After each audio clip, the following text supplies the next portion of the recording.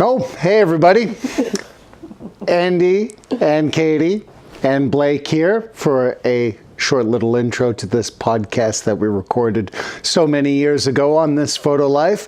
It's about relationships, mirrorless and otherwise. I don't have the camera here because it's recording over there. So, there's no visual treat there, but we have a visual treat with my young lady and our child sitting here for the intro. Wow, how about that? All right, so for the general descript on what's happening on this episode, I talked to this lovely lady who doesn't have to talk for these videos, does she, dear? Nope. Exactly. Women's Day is over, so she's had her time. I gotta get a bad comment for that, that's for sure. She's laughing, folks, that's why I married her. Yeah, me and the wife talk about relationships on the being the wife of a photographer or partner of a photographer. And, we discuss all sorts of thoughts on how to put up with each other when you're out there wandering for cameras, or when you come home saying, hey, baby, I love you, I want to buy a $2,000 lens. Might help if you let her have the dog if you do that. There's a tip up front. And folks, just like any relationship, be it romantic, be it camera, be it otherwise. This is, the second episode of the podcast.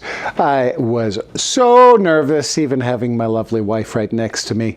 So hope my cadence, my ums, my ahs, my figuring it all out doesn't screw up the advice that I think will let you have a partner that puts up with you for 17 years when you're on your photography, even to the point of sitting down for one of these videos, much less a podcast chat. Anything to say, dear? Smart lady. Anything to say, Blake? Blake's happy. We're all good. Enjoy this episode, gang. See ya. We have to go see ya. Bye. Bye. Bonus material. 17 years, folks. Hope the advice helps. I love you. She loves me too. Microphone better catch that. Oh, get a room. We have a room. Let's turn this thing off. Get out.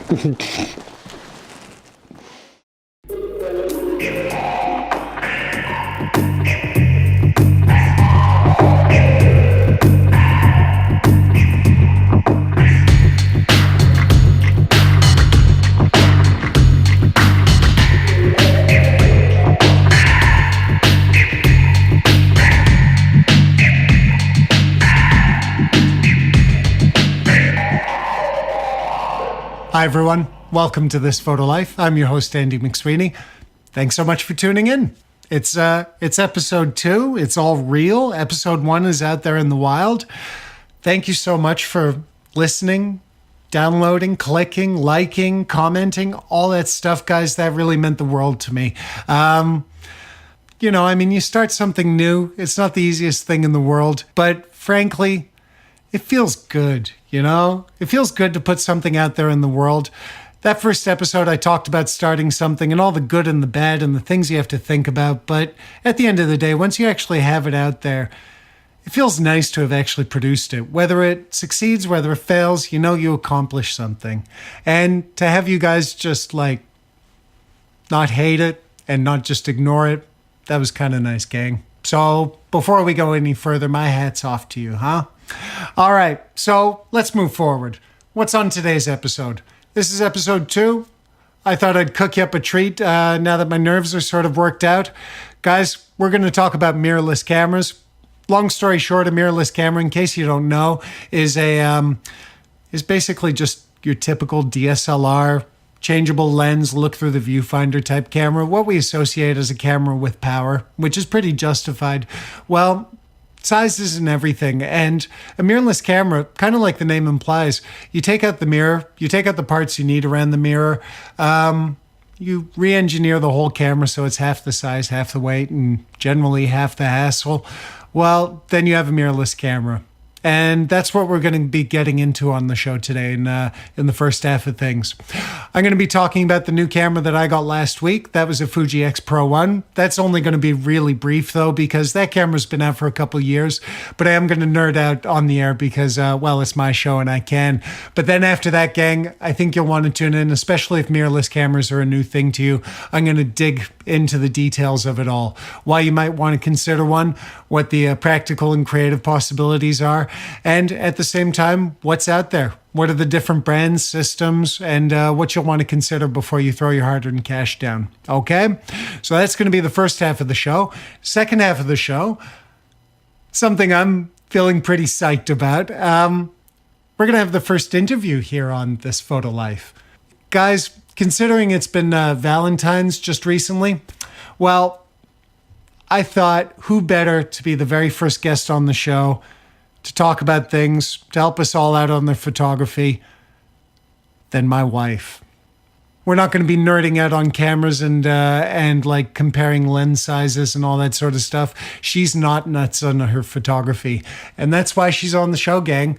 We're going to talk about what it's like being the partner of a photographer, what it's like being in a relationship with a photographer, if you will. Because, you know, I mean, we all have our interests. If you're listening to the show, you obviously have some passing interest in photography, but maybe your partner isn't feeling that, or they're only feeling it to a certain level. You can go gonzo nuts over your camera and all the gear and getting out there and capturing moments of life, but your partner may not feel that. And, well, I thought that'd be a nice topic to talk about. That's going to be the second half of the show. Hope that helps out on the couples therapy side of things. And then after that, we're going to have our usual featured inspiration, wrap up the show, and, get ready for the next episode. But that's all far in the distance. This is just the intro. Guys, for now, why don't we take our break? Few seconds of music provided kindly by a local fella named Biaz. He's a fine DJ, music producer, and all-around good guy. He donated some tunes over to the show, and at the same time, he gives it a once-over on the sound to make sure it all sounds good. So, kick back, take a few seconds off the photography talk, and enjoy what Biaz has for us this week.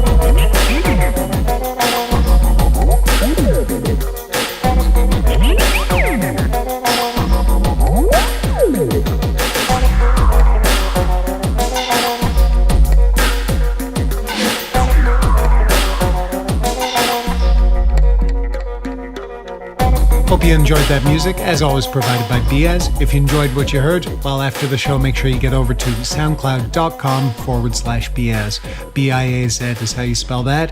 And when you're there, you'll be able to hear his mixes, tunes, and everything that makes you shake your rump.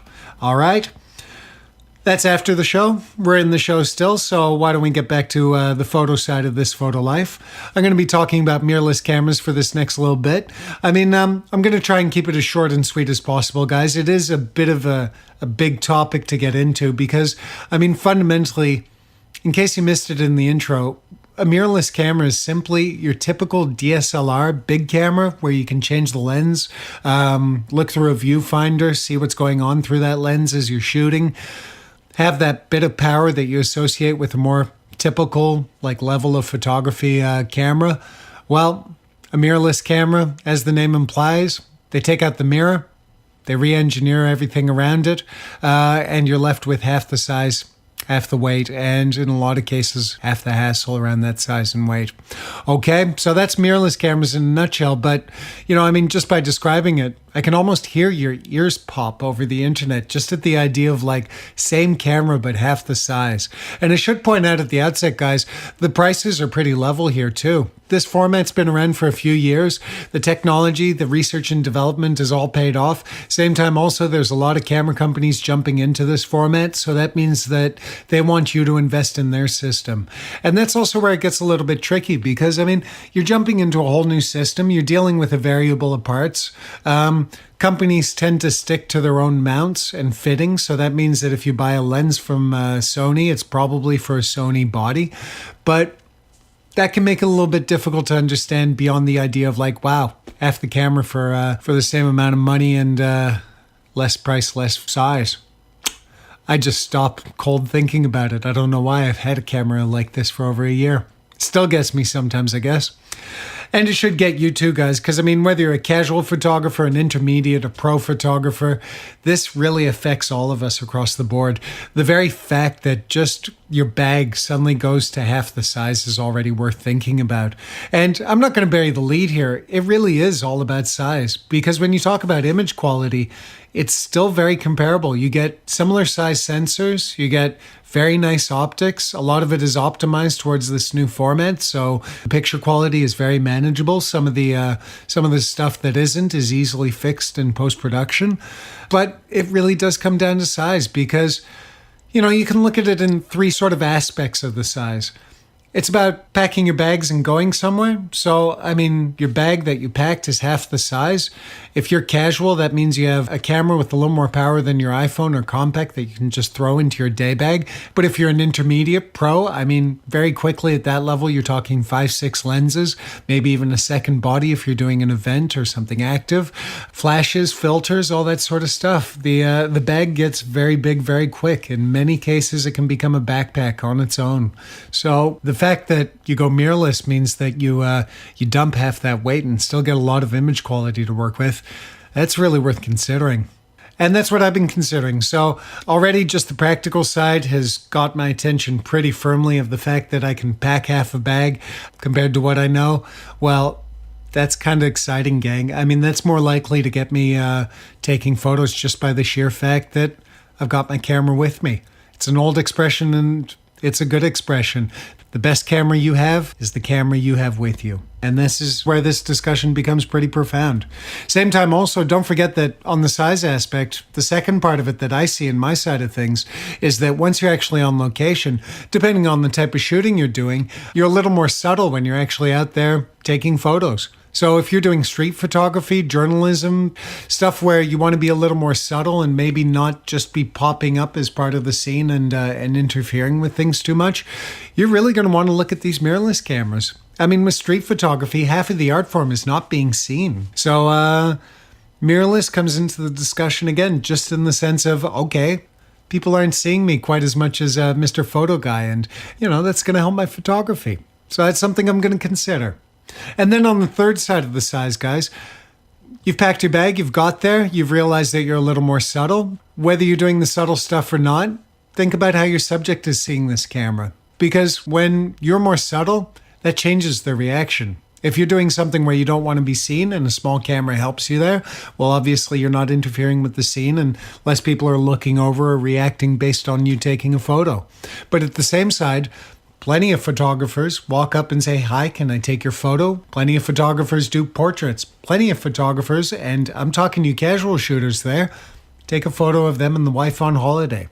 So when you go up to that person and say, "Okay, it's photo time," and pull out your big camera, it's a little bit intimidating compared to one of these mirrorless things. And I've noticed that, you know, I mean, since I've had a compact camera in my hands, even back on the film days, compact cameras, you could shove good film in there and get some really nice results. So I was seeing the same reaction. But with mirrorless cameras, I find it's a good middle ground between me wanting a little bit of power and heft to my machine and not scaring the hell out of people while I'm doing it. Okay, so that's worth thinking about. The size of like carrying the thing, packing it, taking it somewhere, and then on the other side of it, the fact that your subject, they're going to treat you a little bit differently with the camera. And don't forget, guys, this is also an argument to keep your DSLRs because, frankly, I've noticed like when I'm in India, I have the big camera. I say, "Hey, I'd like to take your photo." And sometimes with the big camera, people get a little more into it. Like, oh, this is a proper photo moment. So there is something on that perception of the little camera that can work against you. And I've heard it here, there, everywhere, especially on the working end. If you're going for a client shoot for a portrait and they're paying you 2,000 euros for a couple hours of work as far as they see it, well, the big camera might help them feel like that's justified. Having said that, I'd maybe bring both. Either start with the small one and say we'll go to the big one in a minute, or get the big one out of the way so that they can see they're getting their money's worth as far as they know it, and then switch over the mirrorless so everyone's feeling a little more cozy. Okay? So those are 3 aspects of the size to think about. Getting there and then being there, and then how, when you're there, things are unfolding on the other side of the camera as far as them seeing your camera. Okay? Well, gang, I mean, there's more to talk about as to why you'd want to get a mirrorless camera. I'm not going to dwell on it too long. I want to keep this fairly short and sweet, yet still give you some practical advice, because there are quite a few brands and systems out there on the mirrorless front. And at the end of the day, you know, I'm guessing, especially if you're a beginner, intermediate, just looking into this, you probably have more questions on that front. Why don't we dive into that? When we're going to talk about brands with photography, Canon and Nikon come up first and foremost. Those are the big 2, if you will. Sometimes people just say Canicon, and that would be totally fair. I mean, these companies have been around for a while. They've earned the recognition and their place in the market because, frankly, they're making really beautiful cameras. They've been at it for quite a few decades now, respectively, and we're seeing the results of it. I personally, when we're talking about Canon, Nikon, and a mirrorless discussion, move pretty far past Canon and Nikon pretty quickly. I'm not going to bury the lead on you guys. I'm going to be honest here. I have some nice things to say about the respective systems, but Canon, Nikon, if we're talking about mirrorless cameras here in early 2015, I feel there's some room to grow. On one side with Canon, I find they're doing the better of the 2. They have a very nice legacy for digital cameras. They were also one of the companies, especially on the big side of things, to introduce more serious compact cameras with bigger sensors and bigger glass, more options, that kind of thing, sort of the precursor to mirrorless. That came a little more quickly and easily from Canon's side of things. So of the 2, I've noticed Canon tends to do better as far as smaller digitals. And let's get honest here. While I do feel there are some other options from the other brands that you want to look at beyond these 2, well, if you put me on a desert island and said Canon or Nikon, I'd be looking at the Canon EOS M for the mirrorless system because it's got a little more power. You can take adapters, so you can take your existing Canon lenses from your typical system, pop those on there so you have some glass to play with. And at the same time, just that sensor size, more towards the typical size sensor that we know and love on our DSLRs. Well, you know, I mean, I consider that the bare minimum as far as going beyond a poster print or even reaching a poster print with a little bit of flexibility. That gives you a little idea on the sensor size, but also it shows you that Canon is my preferred of the 2. Nikon, I'm sorry, I use your DSLRs. I have loved your DSLRs for as long as I've known them. And, you know, I have no small investment in that side of things. But on your smaller cameras, on your V series, there's some work to do. You know, if anything, I wonder what you were up to, and I have a little bit of trouble recommending it towards others because I don't want to speak too harshly about Nikon here, especially being on the team, guys, for the big camera. But Nikon has a very small sensor size to their mirrorless offer. It doesn't have so many of those like more intensive options that I need, and this isn't even talking on a professional level. And if they are there, they tend to be buried in menus a little bit more than they should be. So while I do like Nikon for its simplicity, and if I was recommending a camera system to a very, very casual shooter or someone who wasn't into technology and didn't want to have 50 buttons in front of them, I could say that the Nikon is worth looking at. It also does some nice features there geared towards casual photographers specifically. 40 frames a second. If you're in a hurry, something's happening fast, that Nikon can be kind of handy. But at the end of the day, if you're taking it beyond the iPad screen or printing it up beyond a piece of paper A4 size, I do think you'll start to see the difference crawl out a little bit more quickly, gang. So I was all stuttery and stoppy there because I hate speaking bad about any of these brands. They're doing some fantastic work, but Canon, Nikon, you're both doing well. I think the brands I'm going to talk about moving forward are a little more worthwhile to investigate. That's always been the joy of competition in the market. You guys haven't had the whole photography world to yourself. There's been other companies, and these ones coming up are part of it. But you are making some good efforts there. I do want to see a little bit of growth. Actually, if Canon and Nikon wanted to totally flip this conversation on me in a very serious way, they'd start putting out mirrorless bodies, at least for their crop cameras, for their typically sized consumer level cameras that we all know and love, which also apply to intermediates, even professional use. Guys, we all know there's Canon and Nikon running out there with all these cameras that we see that we're now all looking at replacing mirrorless-wise.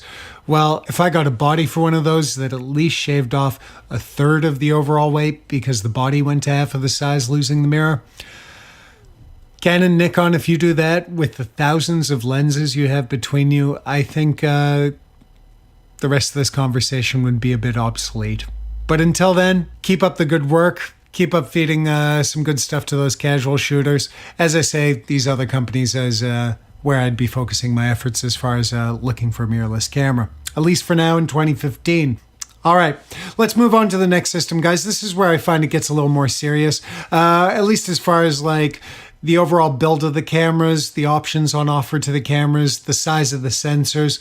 I don't want to dwell on it too long, but megapixels are all well and good. A big sensor, though, is definitely a priority in my book, because that's like having a bigger canvas for the painter to paint on. You're going to have a little more room for all those details to get filled in and such. Now, that's a very like general statement on that. Feel free in the show notes for this episode to pop by my website and look at the show notes. I'll list off slightly more comprehensive articles there. But long story short, sensor size is where it's at. All right. Well, Olympus, Panasonic, Lumix, those are two companies that are doing something really fascinating as far as mirrorless cameras go. They're sharing a format for mirrorless cameras called Micro Four Thirds. That's where the sensor size gets a little more serious. We're looking at about half the size of your typical sensor, but that's plenty for a lot of people. So, I mean, if you're a casual photographer, even if you're an intermediate or pro and printing beyond a poster size or having a little bit of grain in your shot isn't like your biggest concern in the world, well, you'll probably be very happy with Micro Four Thirds. There are some real advantages to the system. I mean, I mentioned two companies there, Olympus, Panasonic. Panasonic calls its stuff Lumix, so I'm just going to say Olympus and Lumix. They're actually sharing the system. That means two different companies with the same lens fitting. So if you buy an Olympus lens, you can put it on a Panasonic body, vice versa. It also means that very quickly you have a very wide choice of lenses for this format. So if I was going to go for lens choice as far as variety, I'd already say Olympus, Lumix. You don't have to look much farther. And like I say, if you're a casual shooter, not printing too big or happy to do a little bit of work afterwards, maybe just to clean up some contrasty areas, I think you're going to be very happy with a Micro Four Thirds camera. Again, guys, I'm comparing this to like my nosebleed high standards of pro photography where I'm reaching for, so that it's ideally, printed far beyond a poster, has as much as detail as I need on hand, and everything else. If you're not doing this for like super serious living, just for yourself or something like that, you can kind of just not worry about which brand you go for. Go for the camera that's comfy in your hand. That's what I always say. But as far as it goes, if you are caring about picture quality and kind of wanting to go beyond the basics, you'll be looking at least Micro Four Thirds. And for that, I'd be looking at Olympus, Lumix. They're doing some really good stuff. Then, guys, we go very, very quickly, just cutting through to the ones that I'm finding particularly well worth mentioning, to your standard sensor size, your APS-C sensor, or crop camera, as a lot of us call it. But that's your standard camera that we see on the streets as far as sensor sizes go. If I was going for value for money, if I was going for like nice, accurate colors and plenty of detail in a nice price tag kind of setup, I'd be looking at Sony a little more than anything else. Sony is really knocking it out of the park. They've been at it on the photography game for quite a while. In case you weren't aware, a lot of Nikon camera sensors are made by Sony, and Sony has like full-sized alpha camera bodies, which is mirror and everything, and they also do mirrorless cameras for the last few years. They've been pushing it forward with the NEX format. Sony Olympus, Panasonic, with their respective formats, got in there early, and we get to reap the benefits as far as how the technology's advanced. It also means, just like the Olympus and Panasonic sizes options, you'll find that the price tag is kind of nice on the Sony. It's very competitive. Because especially if you're considering your budget and you want to get something that's of substance at that sensor size, well, Sony is basically what you're going to want to be looking at. All right? Now, with that said, gang, now we're towards the top of the list. There is one after that gets a very honorable mention, but I'll get to that then. That's a little bit above and beyond this whole mirrorless discussion as far as we're having it. For the one that I consider the best, the very best mirrorless, the one that I throw my cold, hard-earned cash into, well, guys, for me, that's Fuji. Fuji is just really doing it for me. You know, this camera I got recently, that was the Fuji X Pro 1. It's an older camera. Usually, especially with newer technology, I don't buy the first generation or something a little bit back in time, as it were. But in this case, I was more than happy to jump in because, in my opinion, Fuji is really doing what needs to be done here. I mean, this is a whole new format, and all these companies are really pioneering some really great stuff. So don't get me wrong. I mean, it's value for money across the board. But if you're into your photography, if you want to take it up to the next level, even if you're doing the casual thing and just go for one of the more basic models, I recommend Fuji. That's my choice. Why? Just the message they're saying overall is very much, hey, we're listening. Here's what we got for you, and we hope you like it. And if you don't, we're still listening. So, I mean, they put out the X Pro 1 2.5 years ago. That's a pretty pro-minded or serious-minded camera. It's got some advanced features, but also it's got a lot of simplicity. And there's a viewfinder that's just a transparent piece of glass. So I can look through there and have a digital grid overlaid that shows me stuff, all the information of the camera. And if that isn't enough, if I actually have to see what's going on through the lens, well, like these electronic viewfinders, I flick a switch and over that glass prism that I'm looking through, a little mirror flicks in, and then I can see the electronic viewfinder. I can actually do what I need to do as far as the EVF goes. You know, that just clearly says like, hey, you're a photographer. Here's the camera we think you like. And I'm liking what I'm seeing. So Fuji's really doing it for me on the hardware. I mean, their sensor is a good size. The APS-C is right there, but it's their own in-house sensor, so it's got a different feel to it. I mean, you go up to these high ISO levels where grain becomes a problem, and it just looks nicer or blends into the photo more naturally. That and just more natural colors, things that Fuji was known for on its film, is just showing up in spades on its cameras. So I'd really take a look at that, gang. One more thing I'd also mention about Fuji, you know, like it's very obvious to me, or at least it feels to me, that they're having an open communication and support towards their customers and photographers. That sort of stuff is kind of apparent when you get to this last thing about Fuji. This camera I bought is 2.5 years old. So there's new stuff out there. It's better. It's got a better viewfinder, better tech in there. But as far as like making that old camera better, what Fuji does for this camera, for a lot of their cameras, they improve the software in there.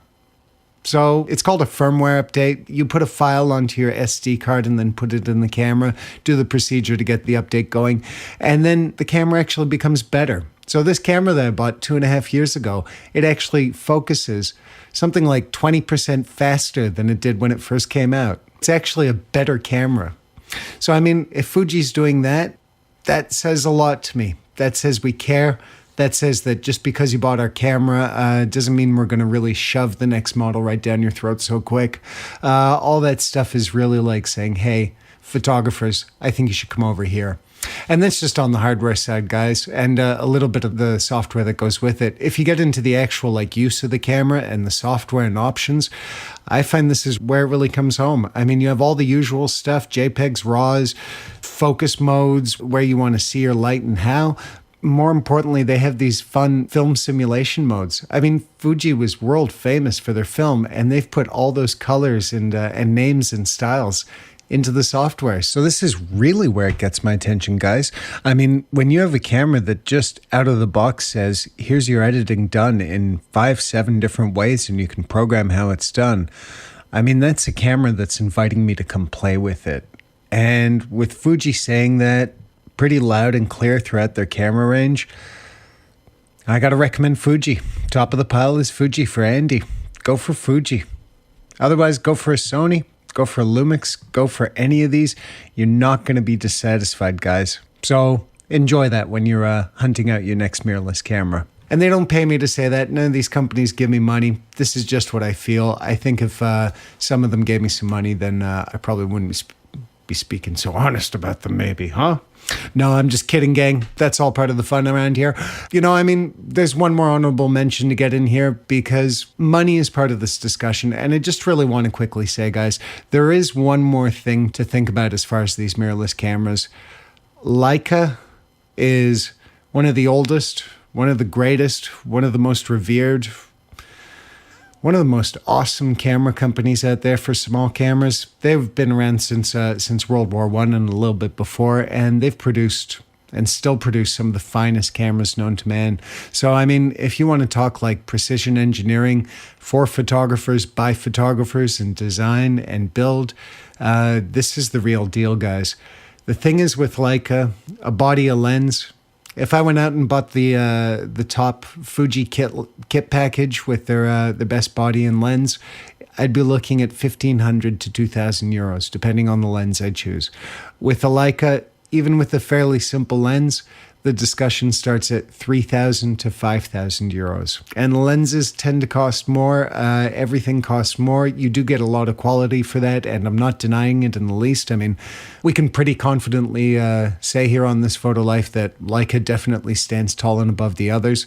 But if money is a factor, I mean, this is a different kind of discussion. So maybe I'll get to Leica over another show. I'd love to talk about them. I mean, I've only held a few in my life, and all the results I've seen are gorgeous. So that'll be for another talk. But for today, for mirrorless cameras, that's what I have for you. I hope it helps. Let me know. Hit me up on the social media. Hit me up on my website, andymcphoto.com. Click on blogs and pods. That's where everything is. Episode 2, yada, yada, yada, and so forth. All right, guys. Enough mirrorless talk. Let's take the break. And when we come back, we'll be talking to Mrs. Andy. She'll be joining us for an exclusive on the show because she'll be talking to us about what it's like to be a partner of a photographer. And then we're going to talk about that subject a little more. So enjoy some more tunes by Biaz. We'll be back in a moment.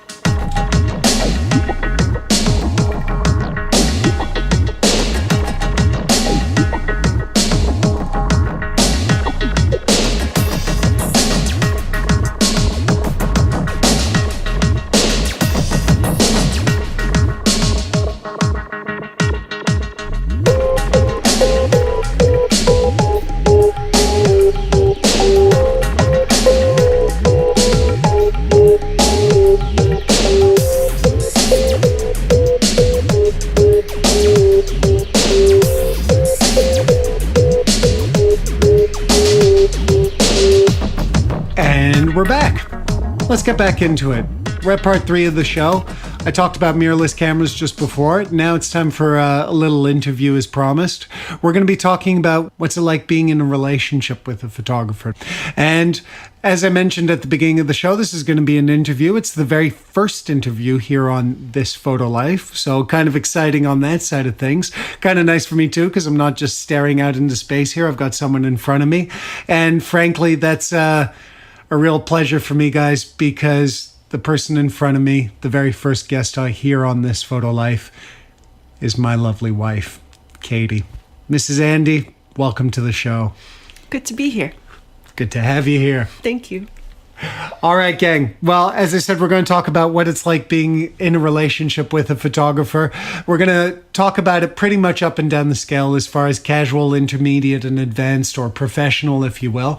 A lot of this will focus more on the casual side of things, or maybe a hobbyist, if you will, just because, I mean, when you talk about professional photography and the relationship side of things, it does get a little more serious. I mean, essentially, you're just scaling up when it goes to professional level. So we'll touch on a couple of things there.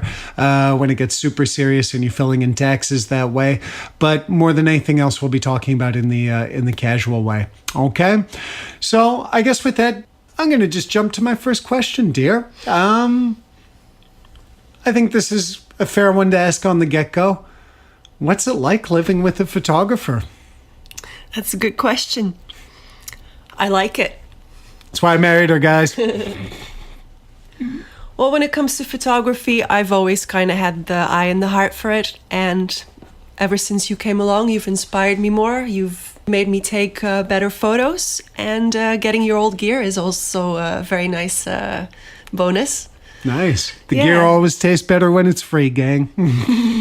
So it's definitely a shared interest. And it's a passion that I'm happy to share with you. I feel the love too. Excellent. Yeah. On a professional level, I really admire your work.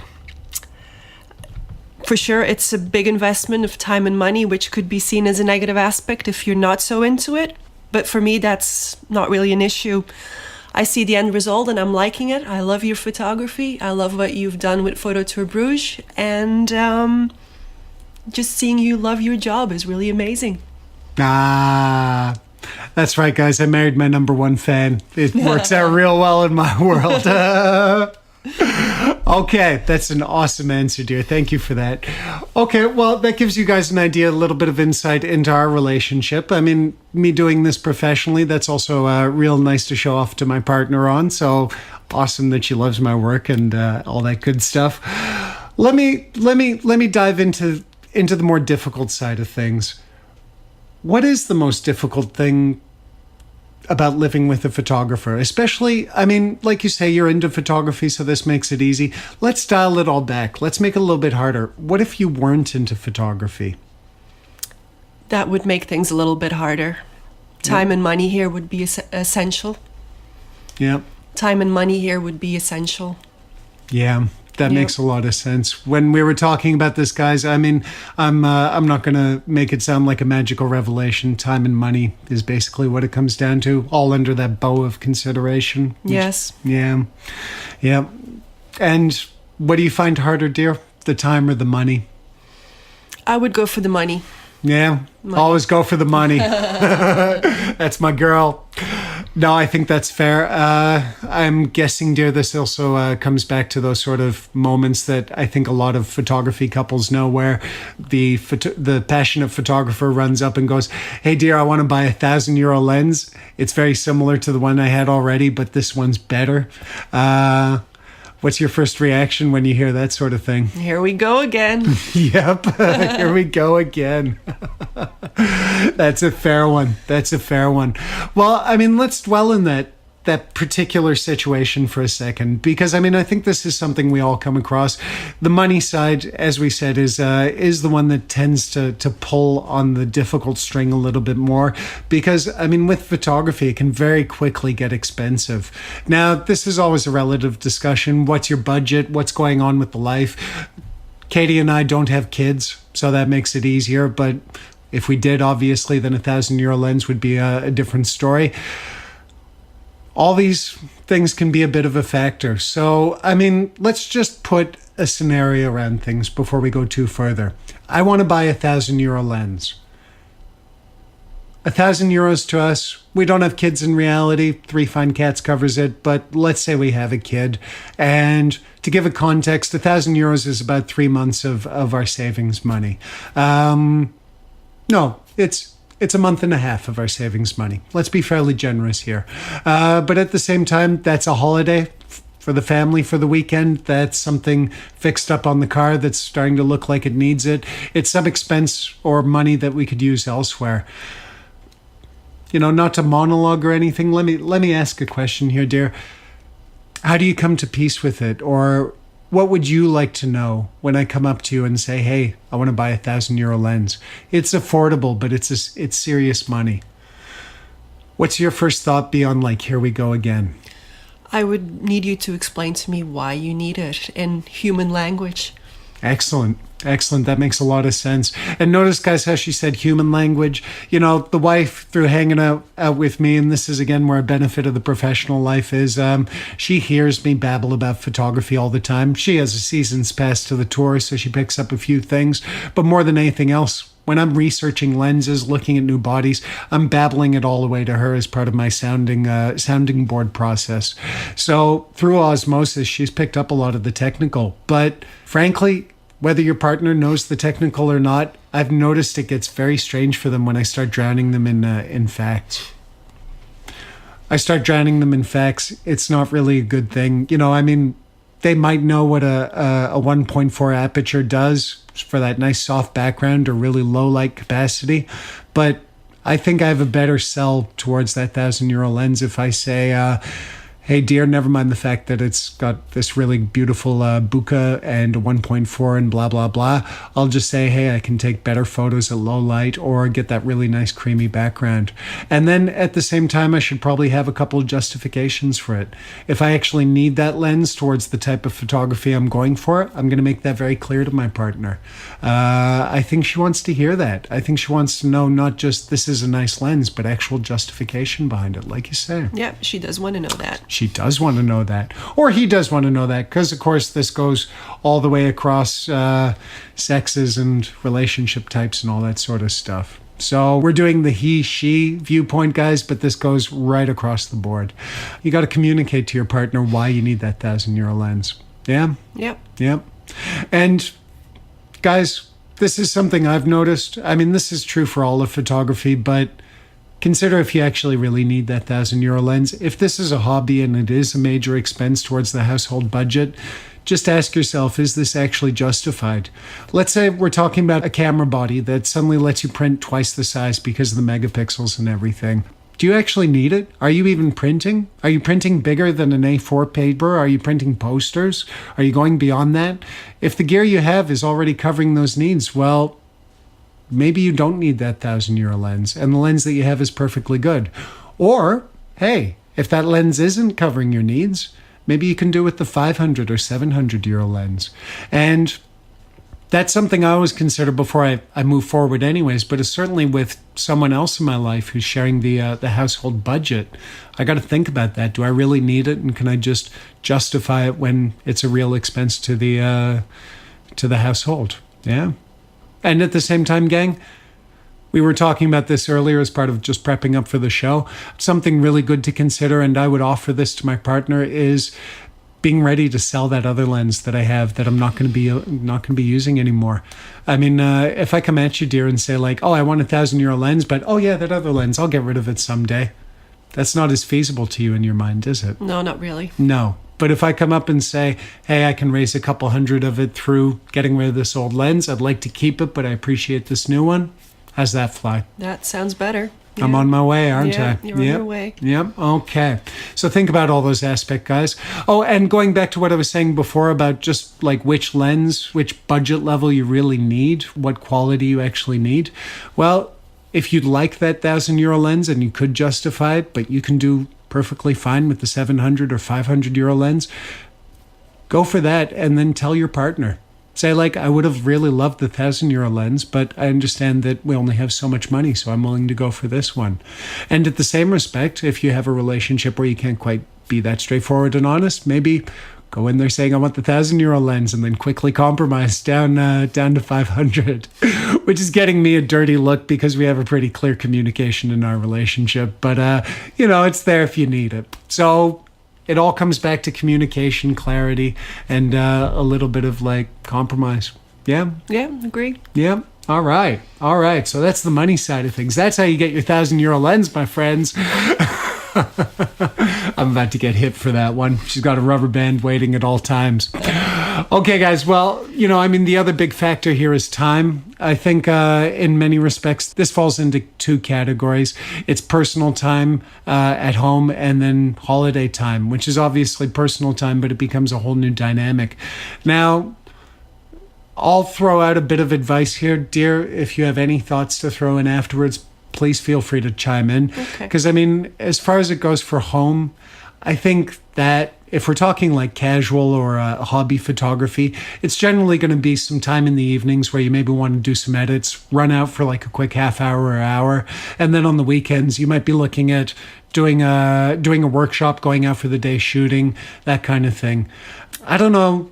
On my side of things, like it's fairly serious. Again, we don't have kids, so this part of the math is really flexible. We also like to hang out together and do the photography. So it's a bit hard to say from like practical, pure experience here, but I find really it just comes down to like considering my partner and the fact that it is our personal time.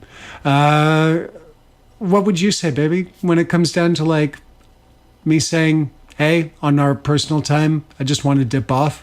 As long as I'm thinking about you and making sure it's not all of our free time and I'm totally sucking it out of the relationship, that usually works. That works well, yeah. Just it's all about consideration. So as long as I feel respected and good. Yeah. Yeah.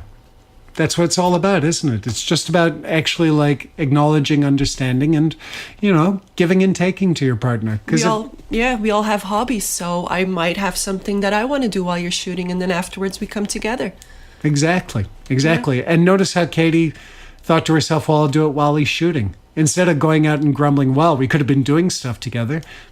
Do some stuff of your own. Keep yourself busy. Exactly. Yeah, enjoy your own hobbies. Yeah. Me time, exactly. You're in a relationship, but you are still two individual human beings, gang. So never forget this, whether it's photography or otherwise. Couple up and, you know, enjoy that harmony that you have going on, but also go off and enjoy your own time. I find, if anything else, sometimes it's nice too, just to like dip away and kind of go into my world all on my own as far as the photographic thing. Yeah. Sometimes it's nice to get rid of me for an hour, not be dragging along lenses and all that stuff, feeling like you have to be there. Yeah. Yeah, there you go. So, you know, you give that time, but also you make sure you use that time if you're not the photographer. Okay? And then, guys, I mean, that's personal time, but same sort of applies on holiday. You know, holiday gets a little more complex, and we're going to try and not go on too long. We're going to keep this as tight as possible. But I mean, when it comes to holidays, this is usually where the photographer is going, oh, good, I get to play. I got my 2 weeks. I'm going to go out there. I'm going to go out every morning, every night, everything in between, and go out shooting.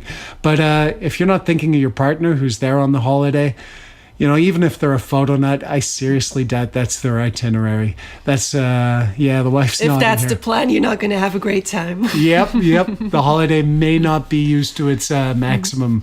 Okay? So I think off the get-go, a little compromise is worth thinking about. Yeah. What would you say, dear? I mean, you do a lot of the practical scheduling for the holiday. We sit down together, we decide what we want, and then while I'm running around doing my photo tours, you're the one who sort of maps out the time a little bit. What's your thought process? Well, basically, we'll look at the best times for shooting, whether it's going out in the morning or the evening. You get that time slot, and we make sure we meet in the middle. You have your time. Sometimes I join you, so it becomes a shared thing. But we're talking 50-50 here. Okay. Yeah. Okay. And like you say then, morning and evening time generally tend to be some of the best times for shooting. When you're doing travel photography, like on holiday, usually you're dealing with landscapes and you want to get the best available light. So morning, evening time, like Katie says, she schedules that in a little more photocentrically as part of my holiday in it. And I think what happens, dear, when we have a bad morning, I get my shooting in, but then early in the afternoon after lunch, the sky breaks open and it looks gorgeous. Well, I was just going to say, it's all about being flexible too. I want to do my museums and I want to do my shops, and you have to go out shooting. We'll make sure it'll be done tomorrow. Yep. So you'll shift around the time. I'll shift around. Yep. Yeah, but not too much. If tomorrow is another look at the sun. No, baby, we're going to the museum. Yep. That's fair. Yeah. That's fair. Keep the wife happy. Yep. And on that note, gang, this is where, as the photographer, you have to ramp up the courtesy if your partner is giving more than taking. You know, like that situation. Let's say I go out here in Bruges. Here in Belgium, the light changes up fairly constantly. It's not as predictable as we'd like. So it could say sunny in the morning and then just be cloudy or just kind of not exactly what I'm hoping for. Obviously, as a photographer, I got to work around that and use the best of my time. But if the weather suddenly changes up and then it's all good, I'm going to want to claim that time. But if my partner's given up the morning and the afternoon of us hanging out and having our time, I better damn well buy her some chocolates and flowers afterwards. I better appreciate that my partner has given something in the relationship for me to get what I want. And like she says, the next day, If it breaks out gorgeous in the afternoon and I go, oh, I want to do it all over again. Well, I have to remember that I gave yesterday. And so I got to shut that down and give back to my partner and balance things out. Yes. Yes. Yes. All right. So that's a general way to think about things. I mean, one point I'd make here, again, I don't really know if I have a question on this, but I think it just comes in handy to mention. You know, I spent the first half of the show talking about mirrorless cameras, guys. I was talking about how much smaller they are. They're about half the size of your typical DSLR, but you tend to get a lot of the same power. Well, I would point out, if you bring that with you on holiday, not only are you like reducing your back pain and getting a little more practical, but it means that luggage suddenly gets smaller, so you're less likely to ask your partner to give up some of their luggage space towards a lens or whatever. Same time also when you're going out there shooting, whether it's shooting time or not, a lot of the time we're drafting our partners in as our mule. I know, how do you feel about being the mule deer? Don't like it. No, you don't mind carrying a lens or two, but if the appreciation isn't there, I suddenly say, take the whole backpack, that's not going to wash, is it? No. So, you know, I got to think about my partner in that respect generally. If I bring the big DSLR and 6 lenses, I can't automatically expect Mrs. Andy to take the burden just because I wanted to have a choice of stuff. So mirrorless could be a way to think there. Also, as a side benefit, gang, when it's not shooting time and you're with your significant other, you go to the beach, you suddenly see these beautiful waves or, you know, some rock face that takes your breath away.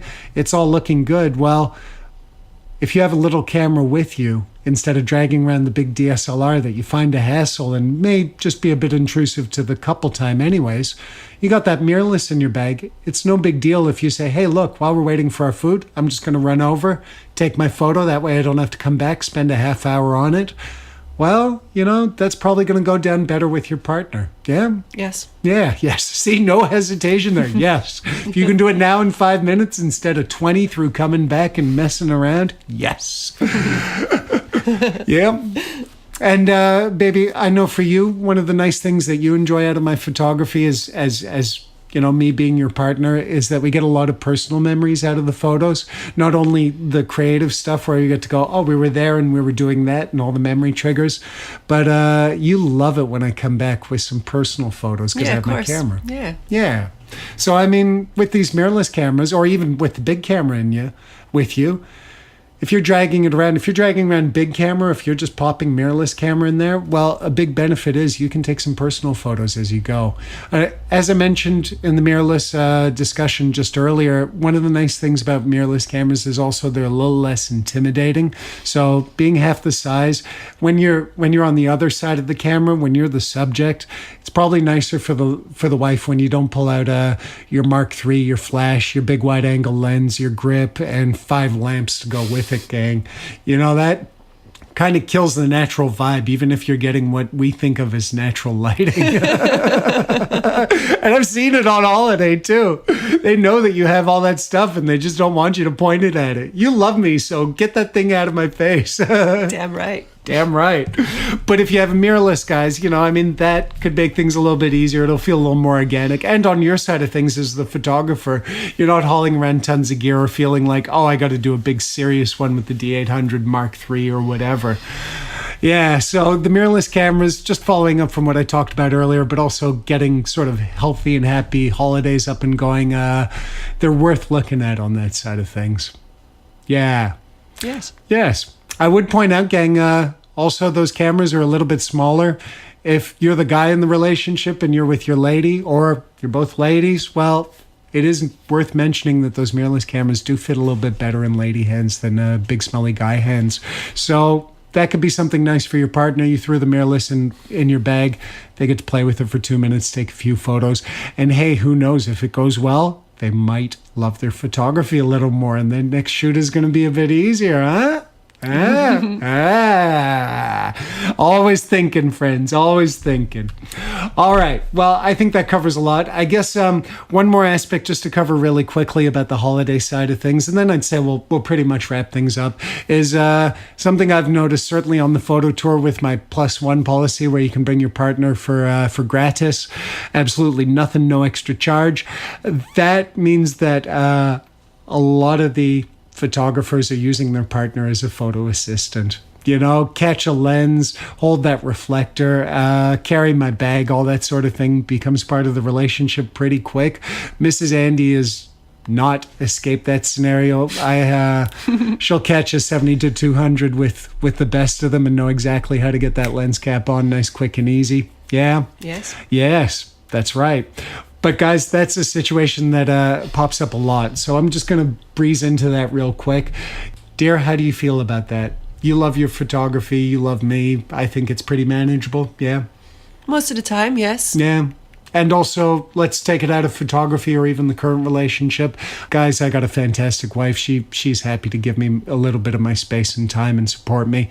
But, before it was photography, you had an ex who was into kiting, but you didn't get into kiting, but you still supported him. You'd still be happy to help carry a bit to the beach so he could go do his thing? Yes. She was much less into kiting than photography, gang. What can I say there? So that indicates that Katie's pretty awesome, whether it's photography or not. My point here, guys, is that I guess part of why I love Katie and part of why I think she deserves a shout out on just that general understanding is that should be something you should do for your partner anyways. You know, as long as they're reciprocating with helping you out in your interest, your hobbies, if you ask for it, I think it's pretty fair if I wasn't a photographer for my partner to go, hey, I'm a little short for tripod space in the luggage. Can you throw that in there? Hey, can you just hold this lens for a minute while I go off and swap this over? That should be part of the relationship anyways. And I'm not just saying that as the photographer. That's as the hopeless romantic that I am. She's smiling there. It's all true, friends. Shh. But, the photo assistant side of things, I guess if I have anything to say, and you can say it, dear, or would you agree with there are limits? There are limits. I can pass you a lens here and there, but I can't expect you to be my caddy for 8 hours, hold all my bags, be ready with the next one, hold 2 in your hands for an hour while I just decide what I'm up to. Nope, not going to happen. It's not going to happen. Yep. She's awesome, guys, too. So remember, there are limits. Same time, also, I would think it's my responsibility as the photographer to make sure she knows what she's doing if she agrees to be my assistant. If Katie's happy to catch a lens and put some lens caps on and or hold a polarizing filter or have the next one ready when I say I need the next one ready and not much else. Well, it's my responsibility to make sure she knows how to do that competently. She knows how to switch over a polarizer without getting fingerprints all over it, how to catch a big size lens without worrying about it. And by the way, when I say catch, I mean just take hold of a camera. Don't be throwing your lenses, especially to your partners. Maybe in arguments, I'm sure it's happened. Hopefully the smaller, cheaper ones. But, as far as if you expect something out of your partner on that level, you can't yell at them if they don't put a polarizer on right or if a couple fingerprints get in there. Because if you haven't shown them how to do it properly, that's on you, my friends. So I'm just going to make clear here, this stuff happens. That should be in mind already. Somebody could drop a lens just as easily as you could, especially if you didn't have that second person there to help you out. Could have even been more likely. So an important thing here is train your partner. Which I'm sure I'm going to get a couple angry tweets about because I'm a guy saying that about my woman partner. Come on, bring it on, Twitter. I'm ready. But yeah, at the end of the day, that's a communication thing. Just make sure your partner knows what they're in for. And once they agree to it, make sure they know what to do, huh? I think we've pretty much covered it there, wife. I think you're right, husband. Yes. Guys, there is a little more of the discussion in the sense of being in a professional photography relationship when your partner's a photographer. As I said at the beginning, it does just basically scale up. When you're on holidays, you're going to have to give a little more time to your partner inevitably. If they're enjoying their photography on their own time, if they do model shoots the whole year round and don't love it and then get to really enjoy the peace and quiet and non-bubbliness of a landscape, well, you're still going to want to give them that time. And because they're serious into photography, it's probably going to take a little longer than on the casual end. Yeah? Yeah. And then when we're talking about money on a professional end, well, those €1,000 lens discussions are going to come up much more quickly. And then it's going to happen much more often and become discussions about $5,000. Yes. Yes. We don't like these discussions in our house on either side either. I don't like throwing out a grand and a half. If I don't have to, of course, unless it's really, really good dynamic range or autofocus speed. But hey, anyways, guys, I mean, it all comes back down to whether it's casually, professionally, somewhere in between. Your biggest hurdles, I think we've all agreed here, are time and money. Yeah. Time and money is what it's all going to come down to. Money can be the harder one because, I mean, that's sort of what makes the world go around. So you're going to be a little more extra careful there as far as consideration and care, and maybe a little bit of compromise. And same story goes on the time. If you have communication, a little bit of give and take, I don't know what else you need there.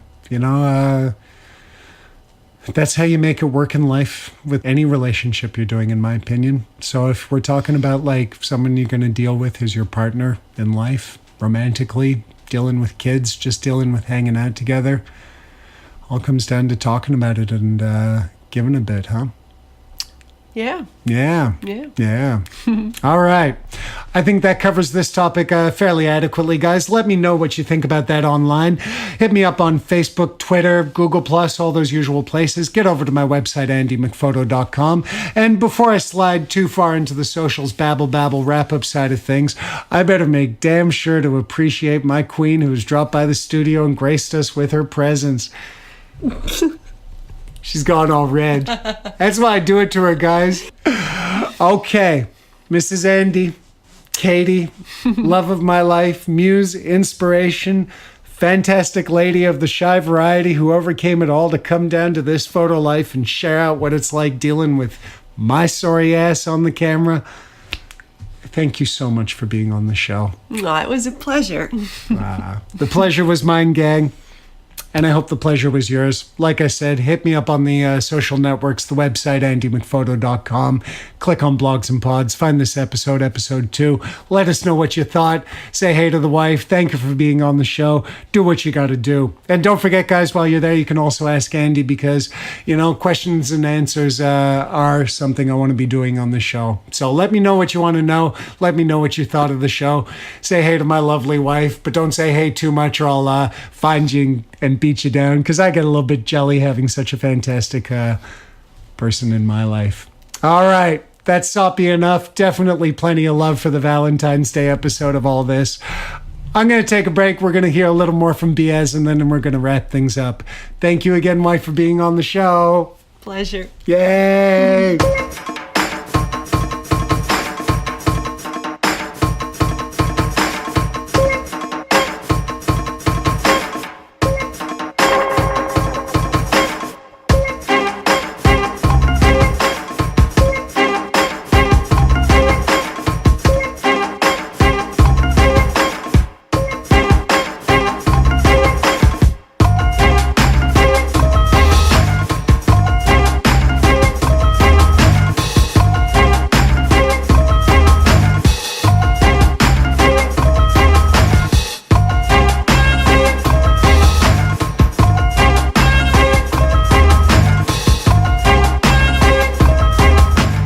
Well. Looks like we got to the end of another episode, gang. Episode 2 is wrapping up here and now.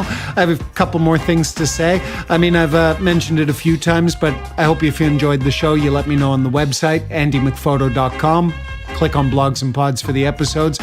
Otherwise, click on the socials, get over to the socials, Facebook, Instagram, Twitter, Google+, LinkedIn, wherever you find me as Andy McPhoto or Andy McSweeney. Let me know what you thought about the show. Same time also, general thoughts, questions on photography, ask Andy sort of thing.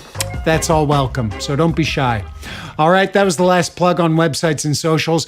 One more piece of business before we get out of here, gang, and that is something that I did on episode 1. It felt good. I'm carrying it through to episode 2. It's called Featured Inspiration. And by featured inspiration, gang, I mean just a little concept, moment of zen sort of thing to carry you forward. So you could think of it as homework, but I like to think it's the pleasant kind because, at the end of the day, it gets you better photos. And for that, gang, my featured inspiration, well, I want you to focus on your relationships.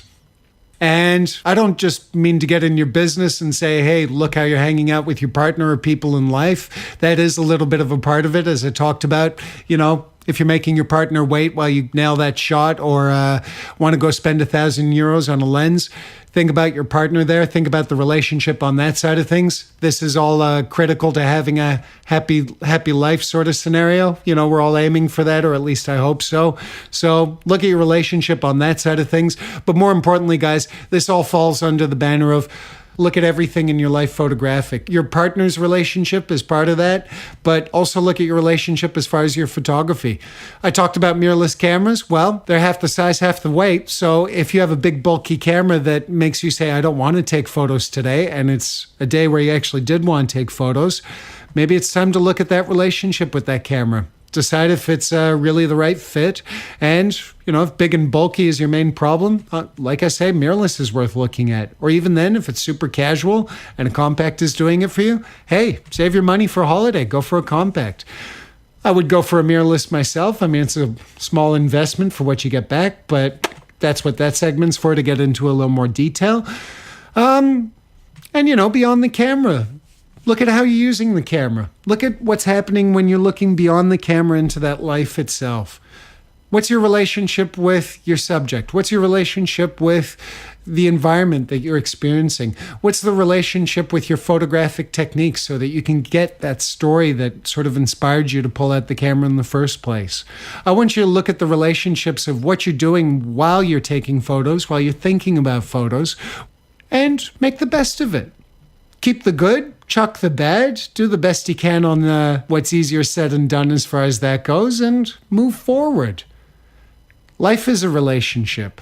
Everything you do is a relationship. So I want you to look at your relationships and give it a fresh look. That's it. You don't have to do anything about it. I'm not trying to pile the pressure on you, but I do want you to stop, take a little breather and say, hey, am I doing everything I can to get the best photo possible?